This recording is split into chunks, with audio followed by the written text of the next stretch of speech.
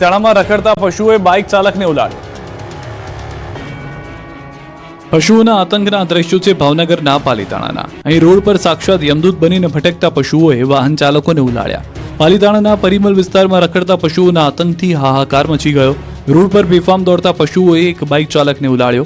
પાલિતાણાના પરિમલ વિસ્તારમાં એક બાઇક ચાલક મહિલા સાથે પૂરપાટ જઈ રહ્યા છે, ત્યારે સામેના રોડથી એક ઢોર દોડતું આવે છે. તેની સાથે અચાનક બાઇક ચાલક અથડાય છે, જેથી વાહન ચાલક મહિલા સહિત બેને ઈજાઓ થાય છે. સારવાર અર્થે હોસ્પિટલ ખસેડવામાં આવ્યા હતા. આવું પહેલી વાર નથી બન્યું, ત્યારે હવે પશુઓને પાંજરે પૂરવા માંગ ઉઠી છે. જયેશ રાદડિયાએ પાટીદાર સમાજની ટપોરી ગેંગને ખુલ્લો પડકાર ફેંક્યો. મારી ઓપન ચેલેન્જ છે, તમે બધું મૂકી અને એકની રાજનીતિ અંદર આવી જાઓ. આ મેદાન ખુલ્લું રાજનીતિમાં આવો. બે પાંચ લોકોની ટીમ કે જે ટીમ જ્યાં હંમેશા સમાજનું સારું કામ થતું હોય ત્યાં હવનમાં હાડકા નાખવાની કામગીરી આજની તારીખે પણ આપણા સમાજની 2% ટપોરી ગેંગ કામ કરી રહી છે, જેની આ મંચ પરથી રાહ જોવાઈ રહી હતી. તેવું જ થયું. સમૂહ લગ્નના મંચ પરથી બોલવાનો જેવો જયેશ રાદડિયાનો વારો આવ્યો, તેમના વિરોધીઓ પર તીર છૂટ્યા અને સીધા જ છૂટ્યા. વિરોધીઓને જયેશ રાદડિયાએ ખુલ્લી જ ચેલેન્જ આપી દીધી. સ્થળ હતું રાજકોટના જામકંડોરણામાં સમૂહ લગ્નોત્સવ કાર્યક્રમ. અહીં અસલ અંદાજમાં જયેશ રાદડિયા જોવા મળ્યા અને પાટીદાર સમાજની જ પોલ ખોલી. ધારાસભ્ય જયેશ રાદડિયાએ વિરોધીઓને આડે હાથ લીધા.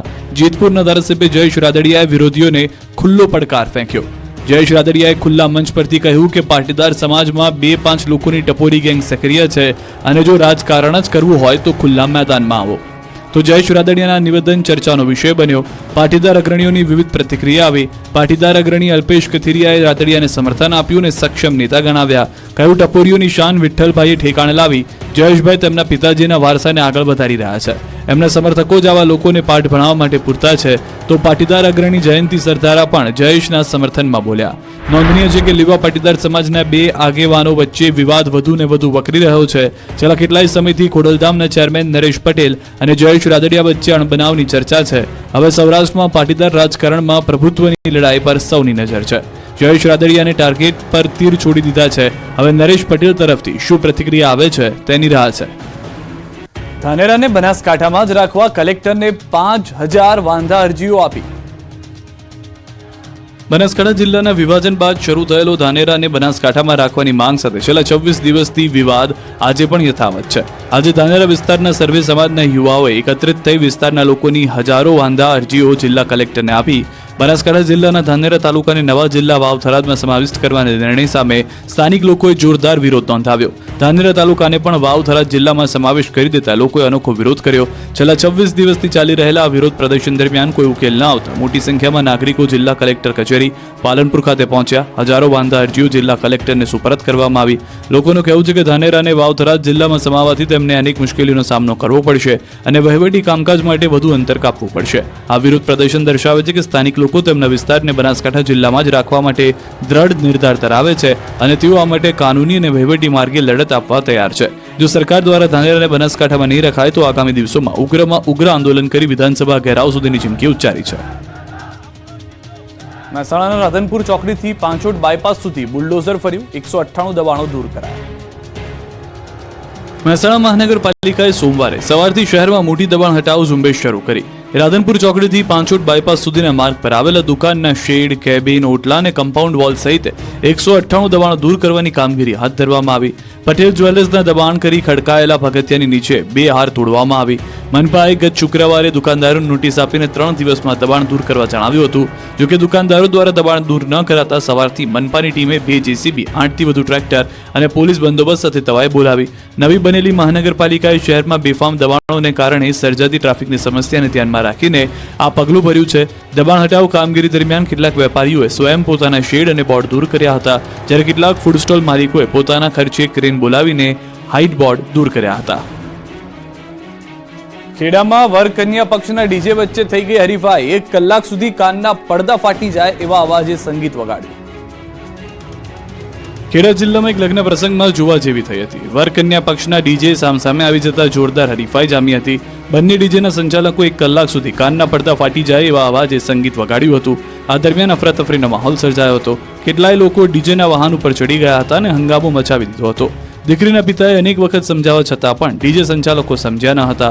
જાણે બંને શક્તિનું પ્રદર્શન કરતા હોય તેમ જોરથી ડીજે વગાડવા લાગ્યા અને આતંક ફેલાવા લાગ્યા. આ દરમિયાન જાનમાં હાજર લોકોના કાન થોડી ક્ષણો માટે શૂન્ય થઈ ગયા. જ્યાંથી ડીજે પસાર થઈ રહ્યા હતા ત્યાં લોકોના ઘરની દિવાલો ધ્રુજવા લાગી. ઘરમાં કાંધીએ મૂકેલા વાસણો પડી ગયા. લોકો અવાજથી કંટાળી ગયા. લગ્નના મંડપમાં ઘોંઘાટ થતા અહીંયા નાસભાગ મચી ગઈ. જોકે દીકરીના પિતાએ આજીજી કરી હરીફાઈ ન કરવા બંને ડીજે સંચાલકોને જણાવ્યું, પણ બંને ન માનતા આ હરીફાઈ પર ઉતરી જતા વાતાવરણ થોડા સમય માટે ગરમ થયું. અંદાજે 1 કલાક સુધી મોટેથી બંને ડીજે વગાડતા રહ્યા, જેથી અંતે દીકરીના પિતાએ પ્રસંગને પડતો મૂકી પોલીસ ફરિયાદ કરવા દોડી જવું પડ્યું. પોતાના પક્ષ તરફથી બોલાવેલ ટુંડેલના VR પાવર ડીજે અને જાનૈયા પક્ષ તરફથી બોલાવવામાં આવેલા SK ડીજે ખુમરવાડવાળા સામે ખેડા ટાઉન પોલીસમાં ફરિયાદ નોંધાવી. ગણદેવીના ભાઠા ગામની શાળામાં 1.5 વર્ષથી આચાર્ય નહીં મળતા તાળાબંધી. નવસારી જિલ્લાના ગણદેવી તાલુકાના ભાઠા ગામમાં આવેલી પ્રાથમિક શાળામાં આચાર્યની નિમણૂક ન થતા ગ્રામજનો વિફર્યા હતા. વાલીઓએ શાળાને તાળાબંધી કરી દીધી છે. 174 વિદ્યાર્થીઓની આ શાળાના આચાર્ય જયેશ પટેલ છેલ્લા 2 વર્ષથી અંગત કામ માટે અમેરિકા ગયા છે, જેના કારણે મુખ્ય શિક્ષિકાની જગ્યા ખાલી પડી છે. 2 વર્ષથી શાળા આચાર્ય વગર જ ચાલતા વિદ્યાર્થીઓના ભાવિ પર ખતરો ઊભો થયો છે. તેથી લોકોએ રોષ વ્યક્ત કરી પ્રાથમિક કેન્દ્ર શાળાને ગ્રામજનોએ તાળાબંધી કરી દીધી છે. ભાઠા ગામના લોકો છેલ્લા કેટલાક સમયથી તંત્ર અને જિલ્લા તંત્ર સહિત જિલ્લા પ્રાથમિક શિક્ષણ અધિકારીને આચાર્ય ફાળવવાની રજૂઆત કરી ચૂક્યા છે. જોકે અધિકારીઓએ ગ્રામજનોની રજૂઆતને ગણકારી ન હતી, જેના પગલે ગ્રામજનો અકળાઈને વિદ્યાર્થીઓના હિત માટે શાળાને તાળાબંધી કરી દીધી હતી. જ્યાં સુધી કોઈ ચોક્કસ બાંહેધરી નહીં મળે ત્યાં સુધી તાળા ખોલશે નહીં. ગ્રામજનોના હોબાળાને લઈને પોલીસ પણ ઘટના સ્થળે દોડી આવી અને મામલો શાંત પાડવાનો પ્રયાસ કરવામાં આવી રહ્યો છે. આચાર્યની નિમણૂક અંગે ગણદેવીના ધારાસભ્ય નરેશ પટેલે આશ્વાસન આપ્યું છે. ધારાસભ્ય નરેશ પટેલે આક્રોશિત ગ્રામજનોને આશ્વાસન આપ્યું કે 10 થી 15 દિવસમાં શાળાને નવા આચાર્ય મળશે. બેટ દ્વારકાના સમુદ્ર કાંઠે કંઈક નવા જૂની થવાના એંધાણ. સમુદ્ર સુરક્ષામાં વધારો.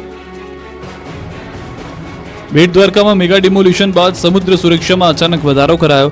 3 તરફથી સમુદ્ર સીમાથી ઘેરાયેલો દ્વારકા જિલ્લો દેશની સુરક્ષા માટે છે અતિ મહત્વનો.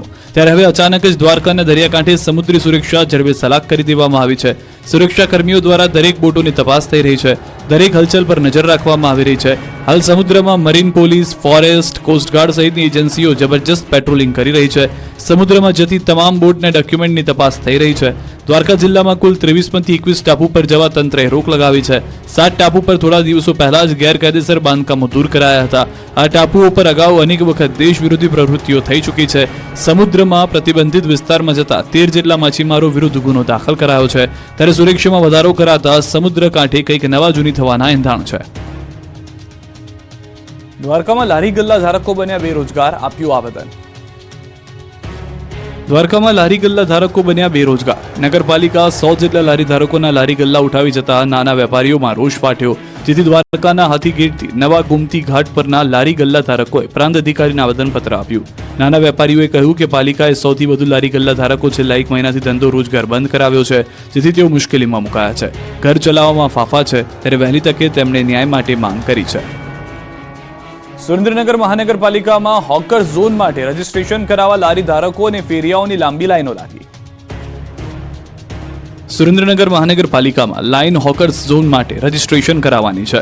સુરેન્દ્રનગર સંયુક્ત નગરપાલિકાને સરકાર દ્વારા મહાનગરપાલિકાનો દરજ્જો આપ્યા બાદ મનપા ટીમ દ્વારા શહેરના મેઇન રોડ સહિત બજાર વિસ્તારમાંથી લારી ધારકો તેમજ છૂટક પાથરણા વાળાને સ્થળ પરથી હટાવી લેવામાં આવ્યા છે અને ટાગોરબાગ પાછળ હોકર ઝોન બનાવી ત્યાં જગ્યા ફાળવવાનું આયોજન કરવામાં આવ્યું છે. જેના ભાગરૂપે લારી ધારકો માટે આજે ફોર્મ ભરવાના અંતિમ દિવસે મનપા કચેરી ખાતે ભારે ભીડ મળી હતી. અત્યાર સુધીમાં અંદાજે 800 થી વધુ લારી ધારકો જગ્યા માટે ફોર્મ ભર્યા છે.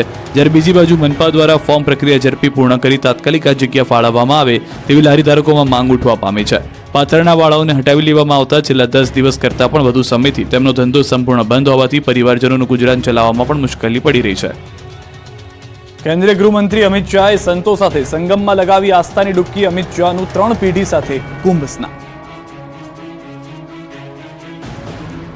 કેન્દ્રીય ગૃહમંત્રી અમિત શાહ સોમવારે પ્રયાગરાજ પહોંચ્યા. અહીંથી સીધા જ મહાકુંભ મેળામાં પહોંચ્યા. બાદમાં કેન્દ્રીય ગૃહમંત્રી અમિત શાહે 3 પેઢી સાથે કુંભ સ્નાન કર્યું. પરિવાર સાથે સંતો સાથે સંગમમાં લગાવી આસ્થાની ડૂબકી. અમિત શાહ આજે મહાકુંભ 2025નો ભાગ બન્યા અને શ્રદ્ધાની ડૂબકી લગાવી. ગૃહમંત્રીએ મુખ્યમંત્રી યોગી આદિત્યનાથ સાથે ત્રિવેણી